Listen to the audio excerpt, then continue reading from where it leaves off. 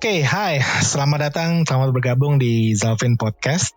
Kali ini masuk di episode ke-6 dan episode ini beda dengan episode sebelumnya. Kenapa berbeda? Karena saat ini saya bersama dengan seseorang nih yang nantinya akan menyampaikan perspektif dan opini dia mengenai kecenderungan customer. Nah, jadi hari ini tuh kita akan semacam casual talk show gitu bersama dengan bintang tamu saya ini. Langsung saja saya perkenalkan. Jadi beliau ini agak bingung nih mau memperkenalkannya pakai Mas, Bang, Om gitu atau Paman.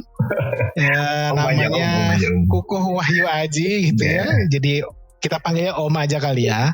Om Kukuh Wahyu Aji. Ya. Halo Om Kukuh. Halo Om Zalvin, ya gitu. Berbalas Om gitu. Ya.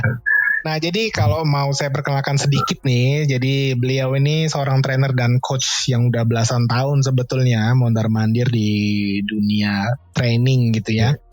Dan juga sebagai penulis buku It's Showtime. Wah, ini luar biasa nih It's Showtime. Itu bisa dibeli di toko buku Gramedia dan bahkan nih iseng-iseng ngecek gitu ya, ternyata ada juga di Amazon. Luar biasa ini. Jadi emang hampir menjangkau gitu ya, keluar gitu ya. Jadi sebelumnya kita kenalan dulu ya Om Kuku ya. Boleh nih coba diperkenalkan dulu nih supaya pendengar podcast ini siapa sih Om Kuku ini. Monggo waktunya. Terima kasih Om Zalvin ya. Selamat sore teman-teman sekalian ya. Jadi saya mau merevisi sedikit tadi. Buku It's Showtime-nya udah habis Om. Jadi sudah gak bisa gitu. Alhamdulillah. Jadi sudah habis. Jadi nunggu cetakan kedua nanti ya, gitu ya. Setelah beres gitu. Amin ya. Gitu. Jadi pengalaman saya bukan mondar-mandir Om, keluar masuk Om. Jadi keluar masuk ya. Keluar masuk ke beberapa perusahaan. Iya. Kalau mondar-mandir saya nggak ngisi training di sana gitu, di luar aja. Iya. Emang lebih enak keluar masuk Om kali ya? Iya. Jadi saya menggeluti dunia training kurang lebih dari 15 tahun yang lalu gitu ya. 15 tahun yang lalu. Kemudian sampai sekarang juga berjalan as a counselor lah ya untuk beberapa klien kami gitu ya. Salah satu beberapa klien kami adalah kalau di beberapa mall itu seperti Plaza Indonesia, FX Mall Sudirman, ya ada di otomotif ada Suzuki gitu ya. Terus kemudian di perbankan ada Bank Mega, bahkan Bank Indonesia, kira-kira begitu dong. Kemudian di Alfa Media, Alfa Group gitu. Sebagian kira-kira itu yang mencakup pokok bahasan kita Om. Jadi ada yang menjual end user, kemudian ada di jasa juga kira-kira seperti itu. Ya. Luar biasa ya. Jadi udah 15 tahunan ya. Gila, ini luar biasa ya sebetulnya. Dan klien-kliennya pun juga klien-klien raksasa semua ini, giant semua ya gitu ya. Luar biasa. Tapi kita mulai dari hal-hal kecil dulu Om, bismillah gitu ya. Iya benar juga sih. Luar biasa nih. Nah, jadi begini. Jadi hari ini Om Koko ini kan akan menyampaikan nih perspektifnya mengenai kecenderungan customer. Mungkin banyak berhubungan sebetulnya melihat situasi sekarang kali ya, yang orang sebut itu kayak new normal lah kata kurang lebih gitu. Nah ini menarik banget sebenarnya sih topik kecenderungan customer ini, mengingat juga karena Om Koko ini pengalamannya juga banyak nih di industri retail gitu ya. Karena kalau kita tahu juga industri retail sekarang ini kayak dibilang masih adaptasi lah untuk situasinya normal ini gitu ya. Oke lah Om Koko, coba kita semua pengen denger nih. Monggo, waktu dan tempat dipersilakan. Nanti paling aku cuman TikTok aja nih. Kalau ada pertanyaan bisa langsung aku tanyain gitu kali ya. Siap. Thank you Om Zalvin. Jadi kita session aja Om Zalvin ya. Jadi kalau ada perlu highlight, perlu ada yang kita coba share lebih dalam nanti monggo Om Zalvin ya. Teman-teman semua, kita tahu bahwa pandemi ini tidak hanya negara kita yang mengalami, tapi seluruh dunia bahkan ya. Jadi kalau kita bilang yang sedang kondisi seperti ini tidak di Indonesia saja, tapi seluruh dunia. Jadi perusahaan-perusahaan yang semakin besar mereka juga turut mengalami seperti ini. Tetapi ada juga beberapa perusahaan yang pada kondisi ini mereka justru meraup keuntungan lebih banyak. Bukan aji mumpung, tapi dalam kondisi ini ada yang memang perusahaan idle untuk digunakan, gitu ya. Nah, kita melihatnya bagaimana terhadap bisnis kita, terhadap usaha kita, apapun lah yang namanya, ya, bahwa kita harus tahu bagaimana kecenderungan konsumen. Kenapa saya bilang kecenderungan? Karena ini belum fix yang tadi Om Jalvin bilang bahwa ini bahwa kita masuk kepada era new normal. Tapi secara pastinya kita tidak tahu pola apa, ya, kira-kira kemudian strategi apa yang harus digunakan oleh perusahaan kita, gitu ya. Nah, secara aspek ekonomi, ya, kita juga harus melihat bagaimana pemenuhan hidup baik dari lingkungan yang terkecil, ya kan, diri sendiri, kemudian yang middle, keluarga, dan yang lebih besar lingkungan sosial, yaitu misalnya bisa dengan perusahaan, kemudian bagaimana negara, seperti itu, ya.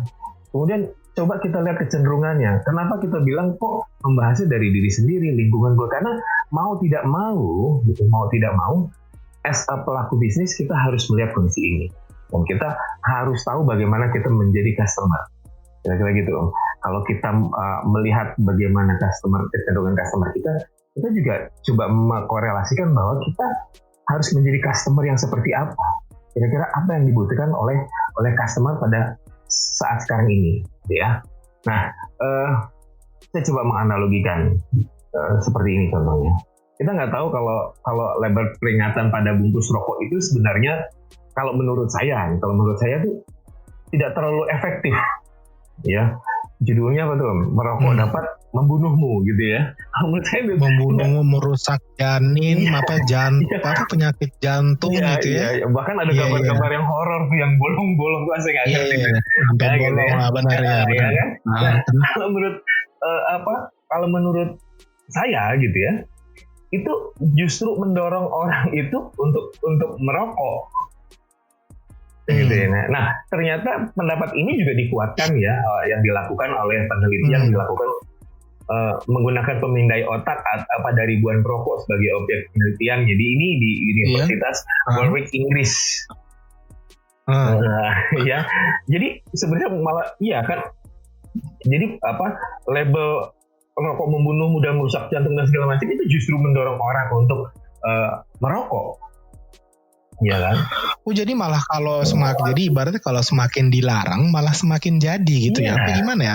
Maksudnya gimana tuh analoginya maksudnya? Tapi benar juga sih. Iya. Nanti lebih ringannya gini. Beberapa rumah makan atau apapun kafe sekarang gini, jangan nengok kiri. Apa yang Om Jalvin lakukan? Oh iya, benar juga sih, benar-benar. Ya nengok kiri pasti, ya kan? Jadi seperti itu. Iya. Nah, dari hasil penelitian tersebut kita bisa mengungkap fakta bahwa miliaran atau triliunan dana mengkampanyekan peringatan merokok membunuh itu ya tidak efektif. Kalau dibilang sia-sia juga enggak, tapi hasilnya tidak sesuai yang diinginkan. Ya kan? Nah, benar nggak? Ya, ini coba kita tarik bagaimana kalau itu dilakukan pada usaha atau bisnis kita, ya kan? Hubungannya apa dengan kondisi sekarang? Ya, kondisi sekarang ini jangan sampai kita misalnya dengan keadaan yang seperti ini kita membuat promote, kita membuat campaign yang akhirnya menurut saya kurang efektif atau bahkan jadinya nothing, ya kan? Nah, terus kemudian kita tarik lagi lebih dalam. Kemudian apa hubungannya dengan customer? Karena sebagian otak kita didominasi oleh proses yang otomatis, bukan oleh proses pemikiran atau penalaran. Ya, dalam kondisi tertentu, jangan yang kiri, pasti kita nongol kiri, ya kan? Nah, sehingga yang terjadi di dalam otak sebenarnya adalah emosional, bukan rasional. Nah, ini yang sekali lagi diungkapkan. Saya harus mengungkapkan ini karena harus kuat dengan datanya. Inilah yang diungkapkan oleh Josh Lawrence dari Carnegie Mellon University. Nah, jadi otak itu sebenarnya adalah emosional, bukan rasional. Ya kan? Oh, jadi selama ini orang bilang katanya berpikirlah menggunakan kepalamu, itu berarti ya nggak tepat juga kali berarti ya? Ya, bukan masalah tepat atau tidak, tapi dalam kondisi bukan ya? Ya, dalam kondisi demikian gitu ya, orang lebih banyak terpengaruh oleh emosionalnya bukan rasional. Oke. Sekarang kita lihat misalnya dalam kondisi 2-3 bulan yang lalu orang bilang panik kita mau lockdown, panik buying, semua orang beli. Iya. Ya kan? Masih ingat juga tuh waktu pas awal-awal ya, ketika pandemi itu bulan Februari datang gitu ya, itu di luar sana itu udah heboh, kita mah masih aja santai gitu, tapi mulai terus isu ketika mulai masuk ke Asia Tenggara, iya tuh itu sempat, karena kebetulan di dekat tempat saya tinggal ini itu banyak tuh, jadi mulai department store itu customer itu ngantri, ya itu tadi panik buying gitu ya. Benar. Ini kan kalau secara rasional sudah ditetapkan untuk protokol kesehatan dan segala macam, bahkan di beberapa minimarket atau supermarket ya bisa dengan online. Tetapi karena bukan rasionalnya yang jalan, emosionalnya pada kondisi itu mereka melakukan seperti itu. Ya, makanya saya bilang kecenderungan customer di awal. Nah, sekarang pun sudah mulai berubah gitu. Jadi kecenderungan customer merupakan pola emosional, bukan pola pikir. Ya kan? Nah, pola emosional apa sih? Ya, itu kesimpulan yang diambil oleh seseorang atas apa yang dialami. Ya kan? Nah, dia ngalamin berdasarkan pengalaman gitu ya, mungkin maksudnya ya. Dengan melihat, dengan mendengar. Nah, ya kan, karena apa? Ya itu tadi, karena dengan demikian sebagian kecenderungan kita sebagai seorang customer adalah cerminan situasi politik, ekonomi, sosial, mikro maupun makro saat kita ada di kondisi tersebut. Ya, itu mempengaruhi banget tuh. Ya, kita lihat bagaimana. Nah, sekarang kan mulai agak, kalau kita dibilang bukan kendor, tapi mulai agak direnggangkan karena proses bisnisnya harus jalan. Karena ekonomi juga kita harus bergulir dengan mengedepankan protokol kesehatan. Nah, kita lihat orang jauh lebih tenang, jauh lebih tidak panik. Kan sampai di beberapa departemen store menuliskan pembelian, misalnya ya, saya contohnya pembelian gula maksimum sekian kilo. Anda bayangin beli gula misalnya sampai 20 kilo buat apa gitu? Iya benar sih, berarti kan artinya si Dep Store itu pernah ada gitu ya pembelian di atas nilai wajar kali gitu ya, sampai harus dibatasi gitu kan. Iya oke. Benar, Anda beli Indomie 10 dus gitu ya, lupa beli sayuran dan segala macam, yang penting makan Indomie gitu ya. Itu bukan lockdown, malah nanti bermasalah dengan pencernaan. Kira-kira gitu ya. Iya benar. Iya. 10 dus ya. Iya. Dan kita bilang tapi tidak semuanya begitu. Tidak semuanya begitu. Ya kan, ada orang yang melihat begini kondisinya gitu ya, harus kita melakukan seperti apa, sudah lihat dulu kemudian kebijakan pemerintah seperti apa ya. Contohnya gini lah Om ya, paling enak mencontohkan gitu ya. Kita berdua masuk nih Om ke dalam satu ruangan. Tiba-tiba ada ular Om. Reaksi nggak mau kalau gitu, jangan ngajak-ngajak dong kalau kita ada ular. Bukan, kita nggak tahu kita tahu di situ ada ular. Begitu masuk ruangan, ya begitu masuk ruangan itu ada ular. Kita kira-kira responnya Om Jalvin apa? Ya pasti lari dulu nih, gimana caranya harus keluar dari ruangan itu gitu. Ya gitu loh ya.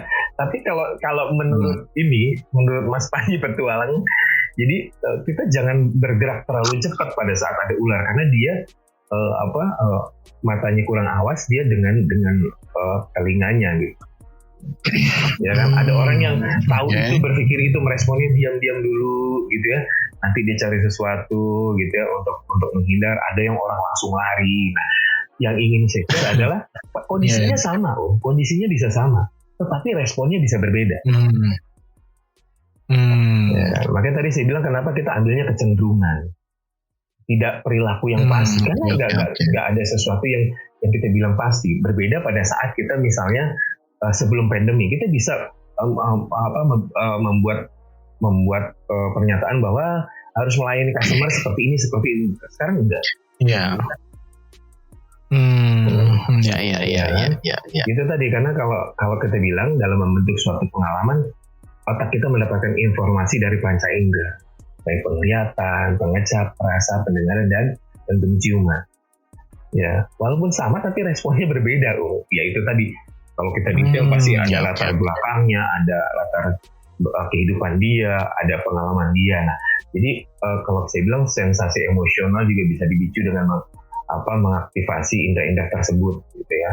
Ya, orang ada yang takut misalnya dalam kondisi ini nanti saya kelaparan, ada yang begini, saya cukup makan segini aja, yang penting saya bergeraknya dengan teratur, itu kira-kira itu. Oke. Nah, yang kita coba lihat lagi adalah kenapa era sekarang ini kita harus benar-benar tahu kecenderungan customer terhadap bidang usaha atau bisnis yang kita lakukan. Mungkin ya agar dunia bisnis bisa survive kali, karena kayak pelaku bisnis ini kan jadi tidak punya pilihan kan akhirnya, mau nggak mau kan harus harus malah mengikuti nih cenderungannya customer nih seperti apa, kurang lebih gitu kali ya. Ya, setuju. Nah, karena terkait kecenderungan customer pada saat pandemi ini ada hal yang harus membuat para pebisnis gitu berhati-hati.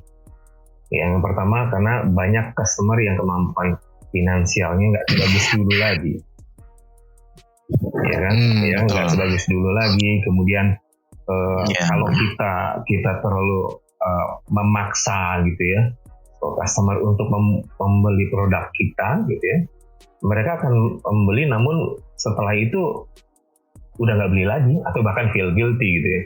Aduh, kenapa saya beli ini, kan mending barang ini lebih kita butuhkan gitu.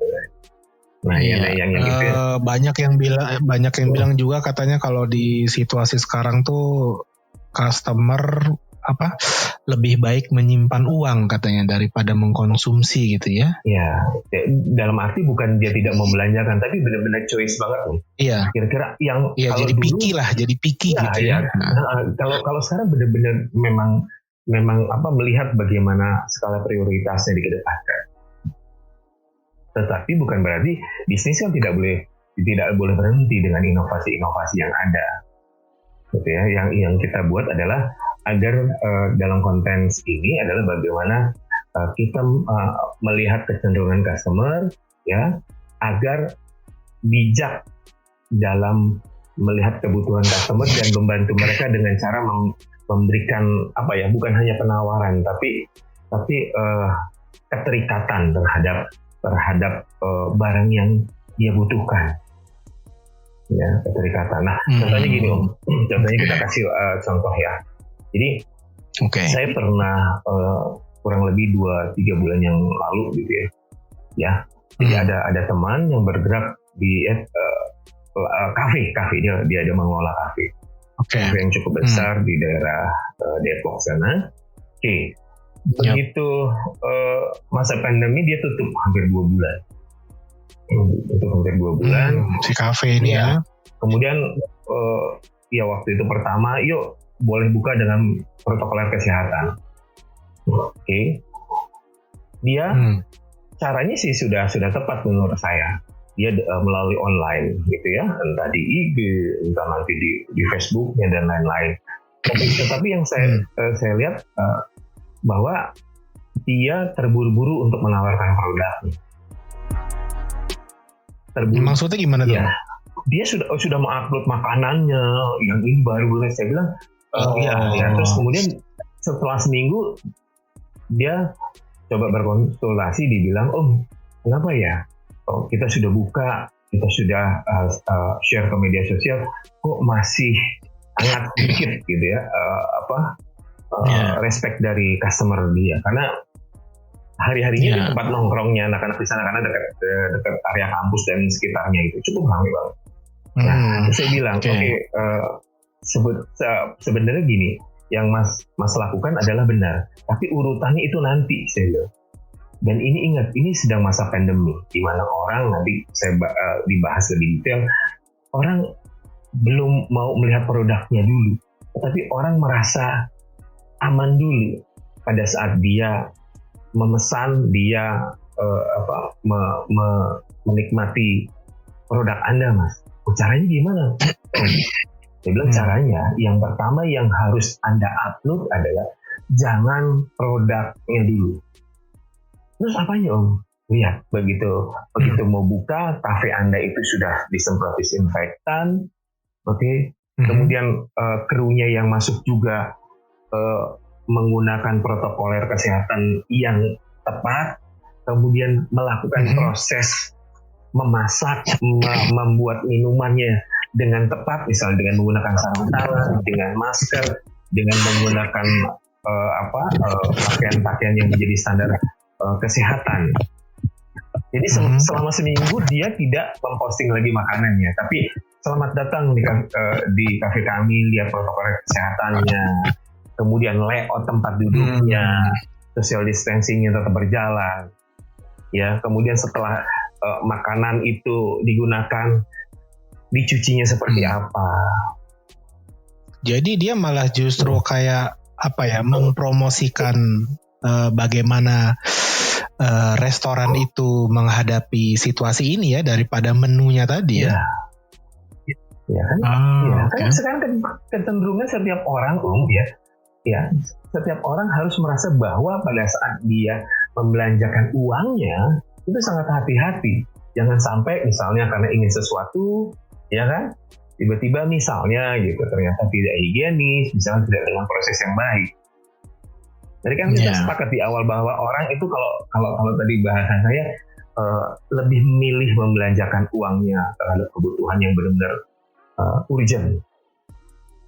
Iya. Nah akhirnya setelah itu berjalan, ya udah cukup baik tuh. Seminggu pertama oke, naik, seminggu kedua, tapi tetap dia men-share kegiatan protokoler kesehatannya tetap berjalan. Ya kalau semua orang sudah tahu, ya kemudian dia akan datang, ya seperti biasa karakter kita kalau bahasa saya MLM tuh. Apa itu? Marketing lewat mulut, itu luar biasa Om. Enak loh nongkrong. Marketing lewat mulut. Iya. Jadi saya merasa udah sempat mikir multi level marketing lewat mulut ya. Oke, lanjut. Kita menceritakan pengalaman saya. Ya saya menceritakan, saya makan minum di kafe sana enak loh, aman, nyaman. Karena setiap personelnya menggunakan protokol kesehatan, sampai dengan misalnya kendaraan dia juga disemprot disinfektan, sampai dengan bajunya ada bilik penyemprotan disinfektan. Nah itu yang kita kedepankan, sehingga yang tadi kita bilang kecenderungan emosional customer ini kita harus benar-benar tidak hanya tahu, tapi kita pahami. Jadi sebetulnya ya ini ya kayak fokusnya tuh jadi berubah ya, bukan lagi kepada pelayanan tapi kenyamanan gitu ya, maksudnya gitu jadinya ya. Nah itu dilakukan juga dari beberapa klien kami, contohnya yang tadi kita sebutkan FX Mall Sudirman gitu ya. Nanti si Om bisa lihat gitu ya, dia selalu upload di IG-nya. Mereka nggak mempromosikan lagi misalnya di sini ada makanan, enggak. Dia sekarang malah bertanggung jawab terhadap tenants-nya. Begitu dia masuk, ya dia coba live ini loh makanannya, dilihat. Ya, tadi krunya menyajikannya dengan menggunakan sarung tangan, masker yang standar dan segala macam. Sampai dengan misalnya di sana kan juga ada barbershop, melakukannya seperti itu. Kalau dulu misalnya untuk cover badannya menggunakan bahan, sekarang menggunakan bahan plastik yang sekali buang. Iya, betul. Ya kan, terus kemudian misalnya seperti retail terhadap pakaian, bagaimana dia tidak mencoba pakaiannya, karena orang begitu mencoba, misalnya baju itu kan bersentuhan dengan kulit orang lain, itu bagaimana? Ya kan dia Iya benar, dan bahkan di di beberapa mall tuh ada yang memang melarang gitu tenannya itu untuk membuka fitting room. Jadi betul-betul si tenan fashion retailnya itu gitu. Jadi kebayang gitu ya, maksudnya mereka jualan pakaian tapi fitting room tuh diminta ditutup gitu oleh pengelola mallnya justru gitu. Ini kan akhirnya jadi kalau saya nyebutnya gini Om, jadi kita harus lebih kreatif menyiasati kondisi ini. Ya kan, saya sempat kemarin ngobrol dari beberapa teman-teman yang praktisi gimana caranya, misalnya dengan meter, dengan atau misalnya seperti patung yang seperti dari layout orang, misalnya ukuran M, Anda kalau nggak lewat ini nih L gitu, ini XL masih seperti itu. Jadi tidak perlu untuk fitting, tapi kita terhadap ukuran kita mereka bisa mencoba.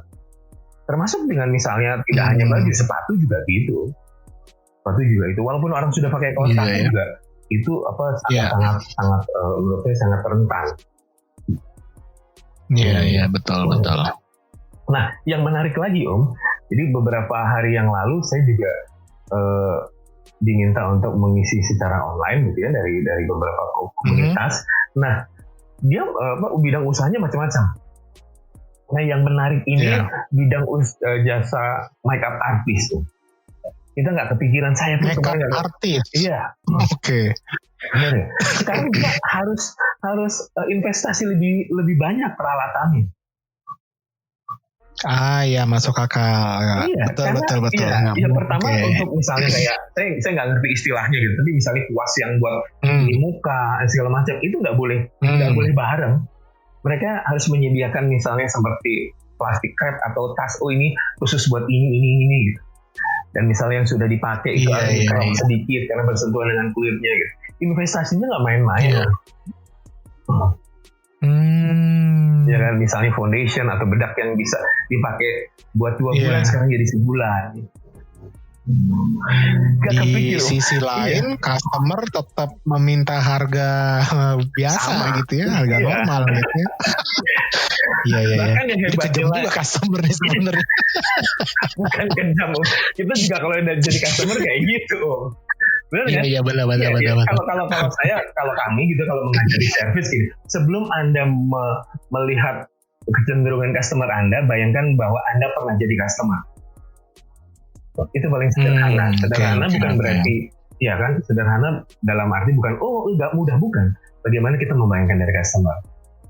Yang paling gini lah, kita ke kafe gitu ya, kafe yang bukan lisensi internasional misalnya gitu.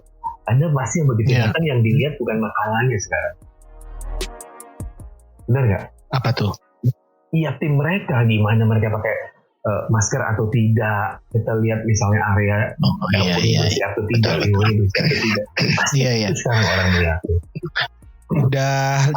Udah apa ya? Sudah bergeser gitu kali ya penilaian customer itu ya. Iya. Jadi lebih ke ngelihatnya lebih ke apa? Higienis, servisnya higienisnya gitu jadinya. Iya. Oke. Kalau dulu kita ada prinsip biar jorok asal enak. Sekarang biar sehat sekarang nggak bisa lagi. Sekarang biar sehat dan enak.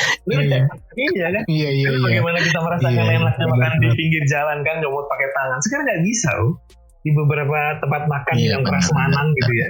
Prasmanan gitu. Sekarang kita nggak boleh nyomot begitu, nggak boleh pakai pakai sarung tangan, kemudian masih pakai alat whole foodnya gitu, capitannya gitu. Nggak bisa sekarang, mau nggak mau. Dan bahkan pernah tuh ke satu restoran all you can eat gitu ya, itu bahkan diambilin itu sama petugas ya. Jadi kita udah nggak bisa lagi kayak dulu gitu, mengurangi nikmatnya lah gitu ya, menjadi konsumen all you can eat itu. Iya kan, intinya gini, kalau kita highlight dari awal kita tadi gitu, kenapa kita harus begini, intinya proses emosional customer itu harus kita terjemahkan di dalam pelayanan kita, baik pelayanan secara face to face kepada user ataupun misalnya yang melalui sosial media. Ya kan? Iya. Misalnya dari jasa kurir lah ya. Anda jangan tersinggung kalau sekarang misalnya Pak taruh di pagar aja. Bahkan ada beberapa tempat saya juga ada kantungnya gitu, ada tulisannya sekarang online. Jangan tersinggung karena memang seperti itu. Betul. Mereka nggak mau bersentuhan secara langsung karena memang kecenderungan seperti itu. Ya kan, dan mau tidak mau akhirnya ya kita selaku pelaku bisnis harus mau melakukan proses itu. Ya mau nggak mau memang nggak ada pilihan juga kan ya. Iya, begitu datang misalnya nih ya jasa, ya ini real. Begitu masuk, saya mau benerin AC gitu, Mas maaf ya, saya semprot orangnya disinfektan gitu. Maaf Mas, kalau saya buka helm dulu, saya semprot dulu. Loh iya, Om. Iya. Bukannya kan kita nggak boleh panik, tapi kita harus menjaga. Dia tidak terima. Waspada lah ya, berhati-hati lah gitu ya. Dia gitu, nggak apa-apa Pak, kenapa memang semuanya begini, Bapak masih mending gitu. Mau begini, saya biasanya suruh cuci tangan dulu, suruh ini dulu, bahkan pas saya mau benerin AC mereka keluar dulu gitu. Ada yang begitu Mas. Untung nggak disuruh mandi dulu gitu ya. Kasih shower di depan tuh. Oke. Kan memang kenyataannya seperti itu.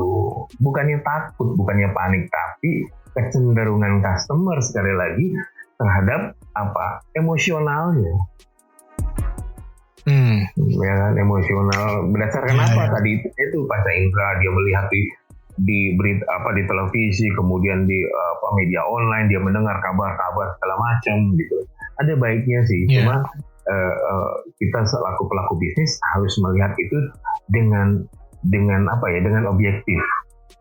Jangan kitanya jadi lebih panik nih, mau tidak mau seperti itu. Ya kan? Okay. Ya, karena di segala aspek semuanya Om, tidak hanya dari bisnis retail, enggak semuanya benar. Ya kan? Di beberapa minimarket mereka sudah menyiapkan alat cuci tangan, sampai dengan pasar tradisional pun sekarang seperti itu. Iya, kalau di minimarket tuh mereka udah bahkan ngasih pembatas ya, pakai akrilik atau pakai plastik gitu ya. Sampai-sampai pun kalau ngasih kita mau bayar pakai uang tunai itu Bapak bisa diletakkan di atas ada kayak semacam nampan gitu, nampan kecil. Kalau dulu mah maksudnya apa nih Pak gitu. Kalau sekarang tuh udah sampai begitu. Iya juga sih, perubahannya banyak sih. Iya, bahkan ini makanya saya bilang gini, kenapa kecenderungan itu adalah kesempatan kita gitu untuk mengupgrade produk-produk kita menjadi lebih customized. Ya kan, kalau selama ini kita bilang gini Om, aplikasi perbankan kita gitu ya, yang e-banking misalnya gitu ya, kita nggak tahu kalau di situ misalnya ada cardless atau orang nggak sekarang. Tapi sekarang Om harus pakai mau nggak mau, ya kan, untuk menghindari kartu, untuk menghindari kita menyentuh keyboard yang ada di mesin ATM, EDC, ATM ya. Itu sekarang ternyata memang yang dimunculkan itu dalam proses transaksinya Pak. Semua perbankan akhirnya melihat ini menjadi peluang orang untuk bertransaksi dengan aman, bukan hanya mudah loh, aman dan nyaman. Jadi malah kayaknya perusahaan-perusahaan fintech itu malah kayak sekarang tuh lagi booming-boomingnya kali ya, karena orang customer pembayaran beralih gitu ke pembayaran pembayaran non tunai. Yang pakai handphone gitu doang gitu kan ya. Iya, semua hampir kayak gitu. Sekarang hampir semua orang punya aplikasi untuk pembayaran belanja online. Memudahkan loh. Nah ini yang saya bilang, makanya saya bilang kenapa ini bukan hal yang menakutkan, tapi kecenderungan kan itu bisa bergerak menjadi lebih baik. Tadi kita bilang respon customer juga bermacam-macam. Ada yang merasa ini baik-baik saja, tetapi kan protokol kesehatan harus kita lakukan. Makanya kita harus dapat emosionalnya. Kalau ketemu orang yang memang misalnya begitu datang aja sudah pakai masker, sudah pakai face shield, ya benar kan? Sudah pakai misalnya sarung tangan, ya udah kita juga jangan malah lebih tacinya mendekat, sudah kita ambil jarak saja, karena memang dia sudah bilang saya social distancing, saya ini, tapi dia tetap mau melakukan proses itu. Jadi ibaratnya justru kayak dia sudah memperlihatkan ya, dia kan udah pakai nih masker, pakai face shield, jadi kayak sudah memberikan sinyal, hey batasi ini ya jarak dengan saya. Iya, gitu, ada yang bisa saya bantu nanti kan jadi gitu. Nanti saya panggil kalau ini, gitu, ya kan. Nah sekarang juga ada beberapa kafe bahkan yang kalau saya bilang sih kafe-kafe yang bukan kecil, maksudnya kafe-kafe yang tempat-tempat nongkrong anak-anak muda itu malah justru sudah pakai aplikasi. Silakan pesannya bisa lewat ini. Betul. Untuk benar. Pernah juga tuh ada di satu tempat makan, pernah nyobain, terus saya minta kan, Mas ini menunya mana? Oh Pak silakan di scan aja QR code-nya di atas meja. Begitu di scan, ya ampun. Jadi kayak kita yang jadi orang udik gitu ya malah. Bakal ternyata begini gitu ya. Walaupun kadang isinya roti bakar, misalnya kopi. Tapi benar. Jadi sekarang itu sudah tuntutan ya, mau tidak mau harus seperti itu. Ya kan. Bahkan saya beberapa bulan lalu, nggak cukur rambut, nggak betah gitu ya. Begitu cukur rambut, saya coba WA, kebetulan saya download aplikasinya, dia bilang oke Pak ini standar, dia mempromosikan ini Pak kita sudah buka, ini standar kita ya, ini kru kita, bisa kita daftar. Jadi di situ nggak ada orang nunggu. Oke Bapak nanti jam sekian datang ya, oke selesai gitu kan. Jadi tidak ada area menunggu orang. Lihat dari semua aspek, karena kan mau dia harus berjalan gitu. Kalau dia mengambil kesimpulan orang lockdown sekian bulan, pasti rambutnya sama misalnya janggut atau kumisnya udah acak-acakan nih, kita harus buka, tapi protokol kesehatannya harus dikedepankan. Ya kan? Karena sekarang kan sudah banyak sekali yang aplikasi lokal yang bisa disetting. Ya kan, hanya lingkungan pelanggan. Iya kira-kira gitu. Ya kan? Karena nanti di akhirnya saya akan mengkonklusikan bahwa bagaimana sih kita melihat 3 hal pokok dan kecenderungan dalam customer merespon kondisi ini secara emosional apa aja sih, walaupun banyak, tapi saya coba mencoba mengkerucutkannya menjadi 3 hal. Yang pertama adalah customer ingin merasa nyaman saat dia memilih untuk membeli atau menggunakan jasa atau produk kita. Ya kan, nyamannya dari prosesnya, dari operasionalnya, dari bahannya, dari material pekerja ataupun bahan produk pendukung lainnya. Yang kita Desi bilang di awal, buat mereka nyaman dulu. Caranya jangan terburu-buru untuk menjual produk. Menawarkan enggak, ya kan? Dari prosesnya dulu, dari komponennya dulu, kemudian dari timnya dulu, kemudian dari tempatnya dulu.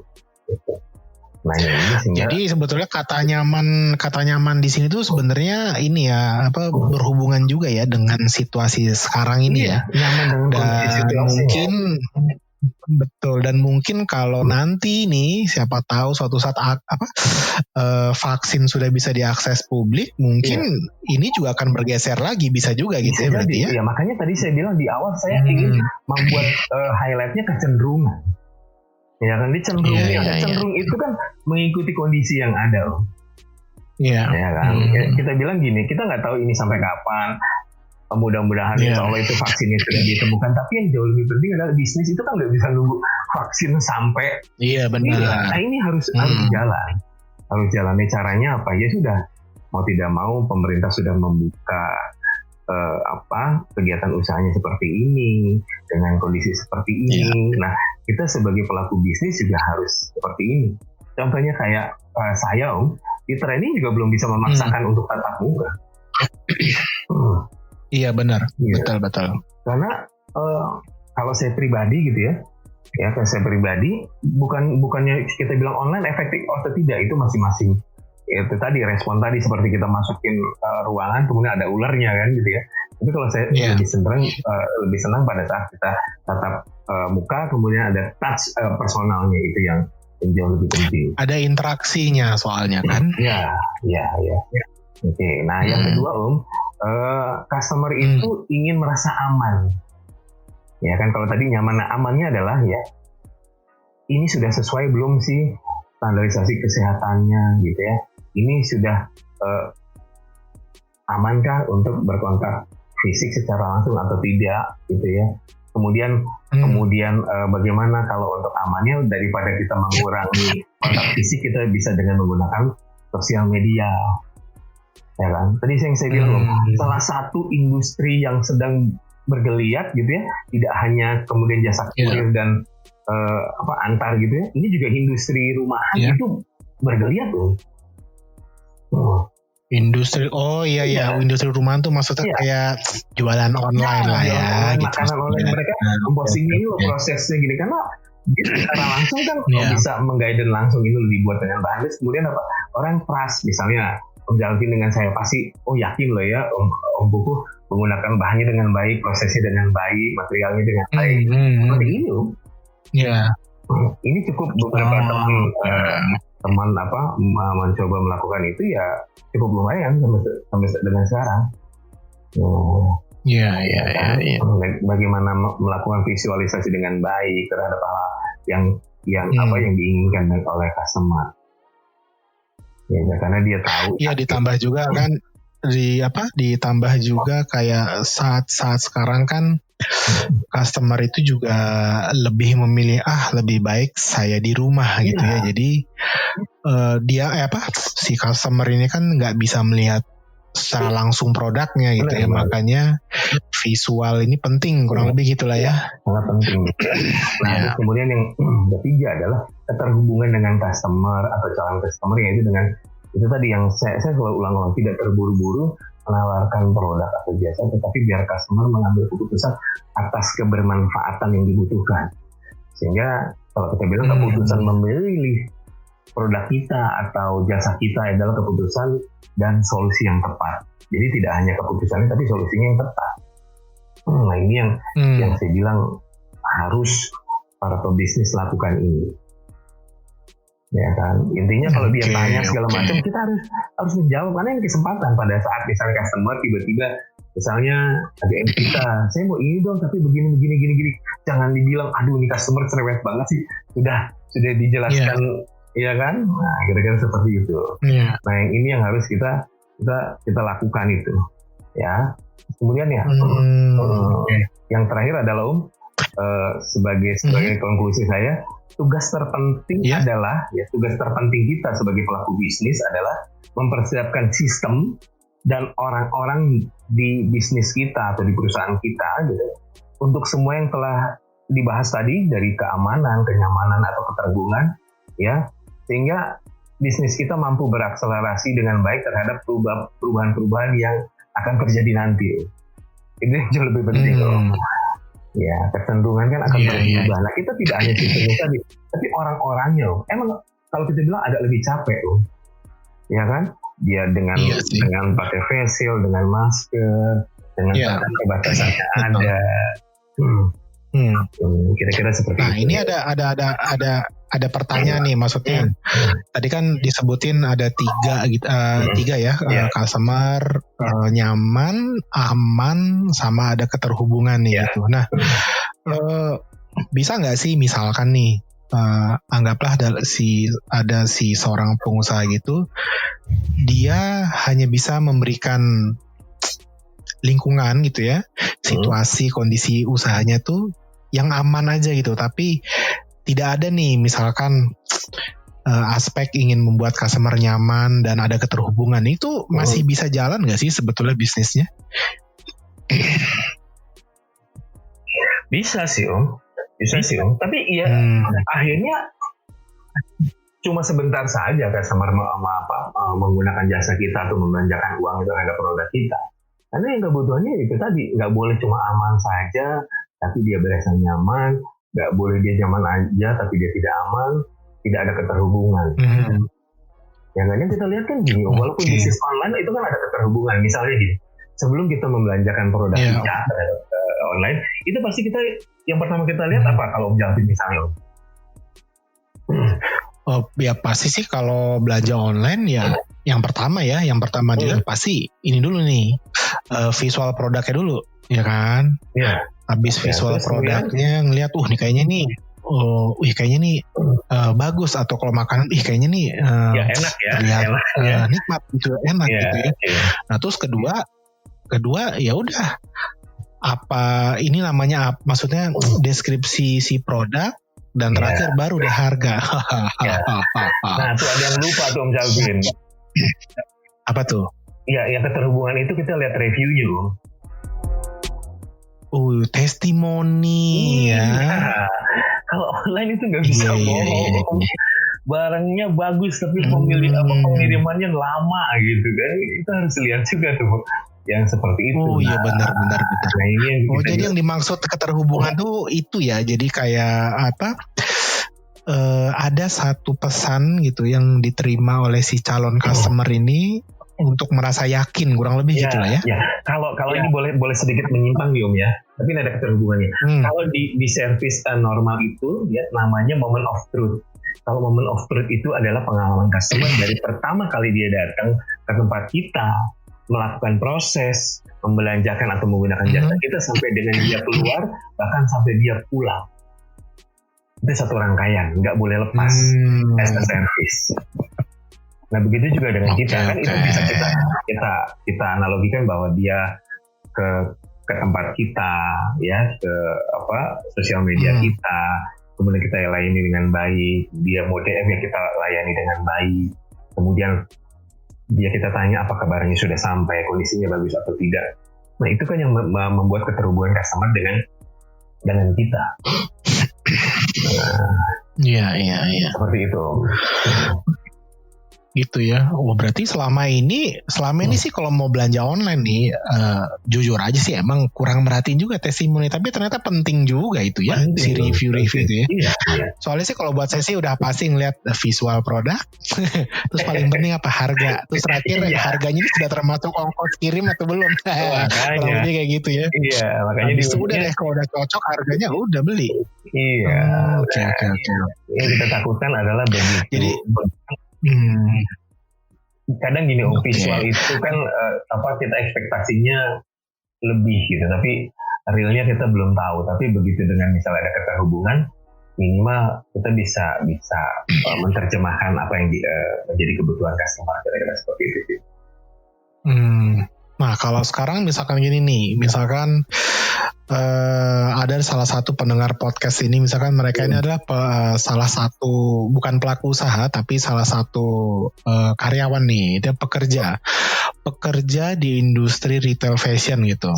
Gitu ya. Nah ini kan bukan rentan, kalau rentan kayaknya sering gitu ya, kali berinteraksi secara langsung kan, direct contact lah ibaratnya dengan customer nih. Nah, apa nih yang seharusnya dilakukan oleh para pekerja retail fashion ini supaya tadi itu customer nyaman, aman, dan ada keterhubungan?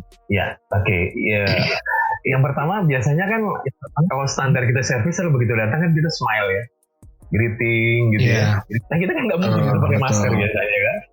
Masker gitu ya. Betul. Nah ya, biasanya dengan gerakan tangan misalnya gerakan tangan gitu ya. Kita disepakati dengan pegangan tangan. Dan kemudian adalah kita cukup bukan mengawasi, tapi cukup memberikan perhatian customer dari jarak yang aman. Jadi nggak usah social distancing lah ya. Nggak usah diikutin. Nah kita lihat gerak-geriknya. Intinya apa? Customer kita bisa membedakan mana customer yang hanya ingin coba melihat gitu ya, biar gimana juga itu calon customer, atau benar-benar yang memang customer yang misalnya dia tanya ini ukurannya ada lagi nggak?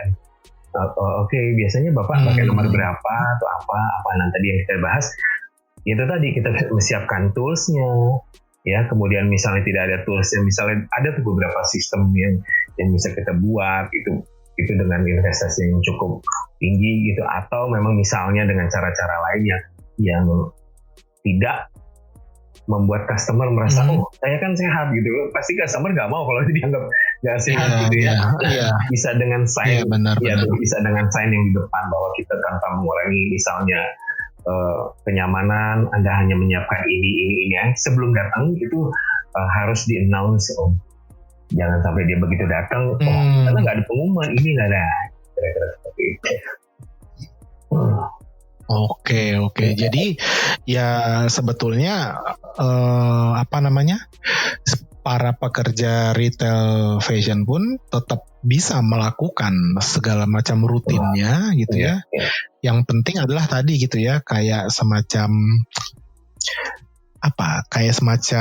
menunjukkan lah gitu ya ke customer bahwa kami juga juga peduli nih gitu ya dengan dia nggak boleh lagi misalnya mau deket-deketan biasa kita ada customer nggak boleh itu lah. Betul. Kalau dulu kan mungkin ketika ada customer datang nanya misalnya itu, Mas Mbak saya mau ukuran M. Nah, mungkin dulu bisa langsung datang kasih 3 alternatif dan ngejelasinnya pun bisa bisa lebih detail gitu. Kalau sekarang kan mungkin ya itu tadi ya, karena pakai masker, pakai ini. Oke, mengerti. Bicaranya juga volumenya ditambah, karena biar gimana juga kan pada saat kita ngomong menggunakan masker pasti ada sedikit hambatan. Pasti sih ya. Di sudut-sudut tidak ada lagi orang misalnya mereka ngobrol mengenai produk atau apapun, tetap melakukan social distancing biar itu tadi tidak hanya nyaman, mereka aman dan ada keterhubungan. Seperti itu. Nah ini saya punya pertanyaan lagi nih Om. Nah ini pertanyaannya sih sebenarnya mewakili orang-orang nih yang mungkin udah jenuh gitu bekerja gitu ya. Terus mereka ceritanya nih mau membuka usaha sendiri gitu ya. Nah kalau yang tadi kita bicarain ini kan sebenarnya lihatnya adalah usaha yang sudah berlangsung gitu ya. Nah ini kira-kira ada tips apa nih atau strategi apa nih buat orang-orang yang baru akan memulai gitu, memulai usaha gitu di situasi seperti ini dengan tadi kecenderungan customer yang seperti Om barusan jelasin tadi. Apa nih tipsnya gitu? Jadi yang pertama itu tadi kita harus melek teknologi. Yang jelas kita bisa membrandingnya gitu ya. Tidak hanya MLM tapi dengan visualisasi sosmed kita gitu ya. Kemudian itu tadi jangan lupa prosesnya. Jangan terburu-buru kita lihat produknya, tapi prosesnya kita kan bisa menjelaskan bahwa ini kita gunakan dengan bahan-bahan, kemudian cara membuatnya gitu ya. Terus kemudian juga kalau menurut saya juga hati-hati terhadap pricing. Jangan mentang-mentang begini, ini kita biar lebih murah, tidak gitu. Sebenarnya kalau yang kita bahas tadi bukan berarti customer kita memilih harga yang lebih murah, tidak gitu. Tapi paling tidak yang merasa aman, itu nyaman. Dan itu biasanya harga kalau kecenderungan customer kalau semuanya sudah dilakukan untuk harga, dia kadang yang tadi kita bilang emosional, nggak mikirin lagi ya sudah dia belanjaan. Bahkan Iya betul. Apalagi kalau dia udah yakin juga ya, ini prosesnya higienis nih gitu ya, atau ini tempatnya luar biasa nih, misalkan layout jaraknya gitu ya. Ya mungkin kalau udah merasa gitu kayaknya ya udahlah, harga berapa juga yang penting nyaman gitu ya. Karena mungkin udah jenuh juga kali di rumah gitu ya. Terus juga kita jangan semena-mena mentang-mentang itu kemudian kita pricing tinggi. Nah itu yang harus kita perhatikan. Untuk secara emosional mereka kan ya emosional dalam kondisi tertentu, tapi yang namanya otak kan juga rasionalnya juga harus akan berjalan pada saat melihat dia tidak ada kesinkronan. Misalnya produk ini yang biasa didapatkan di gerai internasional sekian, ini sekian. Iya juga ya. Ya, seperti itu. Wah, ini topiknya menarik banget gitu ya, meskipun sebenarnya ini bisa digali lagi gitu ya. Mungkin kalau dikasih waktu satu hari nih Om Goku bisa bicara gitu ya. Soalnya emang ini sebenarnya kalau ngelihat situasi sekarang gitu ya, terutama mungkin kalau pendengar podcast ini yang merupakan karyawan retail gitu ya. Retail tuh bukan cuma fashion, tapi ada juga retail non fashion kayak Dep Store gitu ya. Dep Store gitu. Kalau barusan mendengar nih topik yang dijelasin, kayak iya ya, ternyata dengan situasi seperti ini tuh bukan hanya industrinya yang harus beradaptasi, tapi bagaimana si pelaku usaha memperlakukan customer gitu ya. Itu jadi kayak jadi faktor yang lebih penting gitu. Kalau sekarang gitu ya, bukan lagi kayak kalau dulu ada produk A, keluar produk new A gitu ya. Terus keluar lagi produk all new A gitu. Tapi kalau sekarang tuh kayaknya lebih ke ini ya, lebih bagaimana treatment ke customer gitu. Dan operasional itu lebih penting gitu. Ya bahkan sampai sekarang juga ada beberapa pengguna jasa itu sampai dia di-upload bahwa ini kendaraan kami yang menggunakan jasa kami itu misalnya disinfektan sekian hari sekali biar orang itu merasa nyaman. Iya benar-benar juga sih. Wow, jadi ini luar biasa ya, topik hari ini tuh benar-benar menarik nih, tidak disadari bahwa ternyata kita udah sejam loh ini Om, kita nih bicara ini sejam ini. Dan ini kecenderungan customer nih terus terang ya tadi yang saya bilang sih, ini topik tuh menarik banget gitu ya, apalagi dengan situasi ketidakpastian seperti ini. Mungkin ada nih karyawan yang tidak bernasib baik gitu ya, terpaksa harus terkena imbasnya, perusahaan mengurangi dan akhirnya berputar otak gitu bagaimana ya untuk memulai usaha. Dan semoga setelah dengar topik hari ini nih tentang kecenderungan customer jadi punya ide baru juga gitu ya. Wah, ini kita dapat ilmu baru lagi nih dari Om Koko nih. Amin sama-sama. Jadi gimana nih kira-kira ada topik apa lagi nih untuk episode selanjutnya nih yang kita bisa sharing-sharing nih Om? Oh gitu ya. Ya. Asik juga ternyata nih. Nanti segera asik juga ternyata ya. Yang kita siapkan. Ya, atau gini Om. Iya. Ini aja kita coba jadi dengan kecenderungan seperti ini, dengan kegiatan seni ini, gimana kalau kita bilang nanti ada tips untuk menulis? Ya, gimana Om? Aduh, ini menarik juga nih. Oke, jangan dibocorin dulu nih nanti. Soalnya kalau udah dibocorin nggak ada yang mau dengerin nih. Teman-teman podcast nih nggak ada yang mau dengerin kalau dibocorin. Nah, kita keep silent dulu. Ini kita rahasia dulu. Tapi menarik banget lah. Semoga juga teman-teman podcast ya yang dengerin episode kali ini dapat wawasan baru nih, membuka cakrawala baru gitu, bahwa ternyata ya ini tidak hanya bicara tentang bagaimana suatu industri usaha itu harus beradaptasi, tapi ternyata ya industri usaha kalau tanpa customer ya omong kosong, percuma gitu ya. Makanya akhirnya bagaimana membuat customer itu nyaman, aman dan terhubung gitu. Luar biasa nih. Nah,